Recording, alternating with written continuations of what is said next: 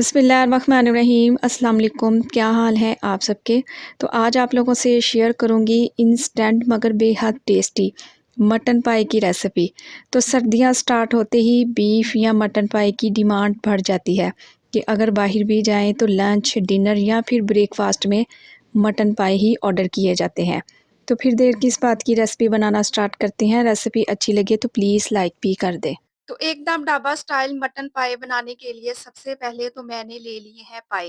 Mutton पाए का इस्तेमाल कर रही हूँ, आप भी पाए भी ले सकते हैं। 8 अदद पाए हैं जिन्हें मैंने बहुत ही अच्छे तरीके से नीट एंड क्लीन कर लिया है। पाए डाल दिए हैं मैंने एक कढ़ाई में, आप प्रेशर कुकर का भी इस्तेमाल कर सकते हैं। लेकिन क्या है, ये जितनी ही हल्की आंच पर बनेंगे उतने ही जायकेदार और टेस्टी बनेंगे। अब इसमें शामिल करूंगी 1 कप के बराबर कुकिंग ऑयल। इसके साथ ही शामिल करूंगी 1 टीस्पून लहसुन अदरक का पेस्ट। 1 टीस्पून ही इसमें डाल देंगे नमक। तो नमक डालने से पाए के अंदर तक टेस्ट जाएगा। साथ के साथ इसमें डाल देंगे 4 से 5 अदद लौंग, 3 से 4 अदद इसमें डाल देंगे दालचीनी के टुकड़े। और अब हमने पाए की भुनाई करनी है। तो 2 से 3 मिनट की भुनाई के बाद अब इसमें डालेंगे हाफ टी स्पून लाल मिर्च का पाउडर, 1 टीस्पून इसमें डाल देंगे धनिया पाउडर। नमक तो मैं ऑलरेडी डाल चुकी हूँ। 1 टीस्पून इसमें डाल देंगे जीरा। अच्छा, ये भुना हुआ जीरा नहीं है, ये सादा जीरा है, इसको मैंने मोटा मोटा कोट लिया है। इसके अलावा 1/4 टीस्पून इसमें डाल देंगे हल्दी पाउडर। मटन पाई में अच्छा कलर देने के लिए कश्मीरी लाल मिर्च भी डालूंगी, हाफ टी स्पून। तो 2 बड़े साइज के प्याज लें, बगैर पानी शामिल किए पेस्ट बनाकर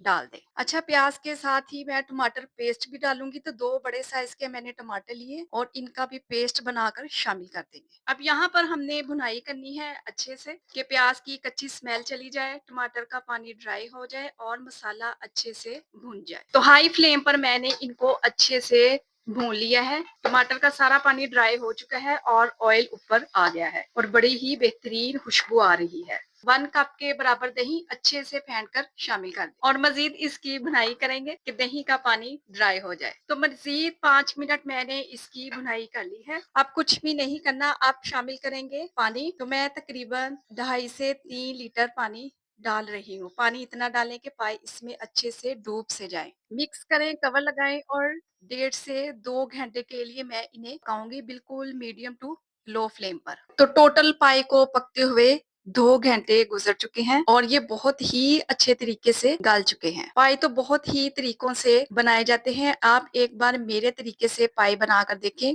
बनाकर और खाकर आपका दिल खुश हो जाएगा। और इस तरीके से शोरबे में प्याज और टमाटर भी तैरते हुए नजर नहीं आएंगे। लास्ट में डाल देंगे 4 से 5 हरी मिर्चें, कट लगाकर डालेंगे ना तो शोरबे में बेहतरीन जायका आएगा। हाफ टी स्पून इसमें डाल देंगे काली मिर्च का पाउडर, हाफ टी स्पून डाल देंगे घर का पिसा हुआ खुशबूदार गरम मसाला। तो ये दोनों मसाले आपने लास्ट में ही डालने हैं और मजीद 5 मिनट के लिए इसे दम पे लगाएंगे। 5 से 7 मिनट के दम के बाद अब आप लोग ज़रा मटन पाई की लुक तो चेक करें, लग रहे हैं ना टेस्टी।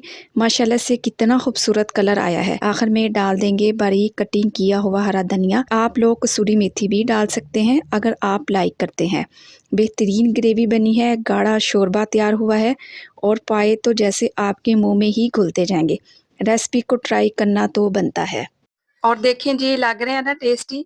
रेसिपी बनाएं तो अपना फीडबैक लाजमी दिया करें। अपना बहुत सारा ख्याल रखें, मुझे अपनी दुआ में याद रखें। मुझे दीजिए इजाजत। अल्लाह हाफिज।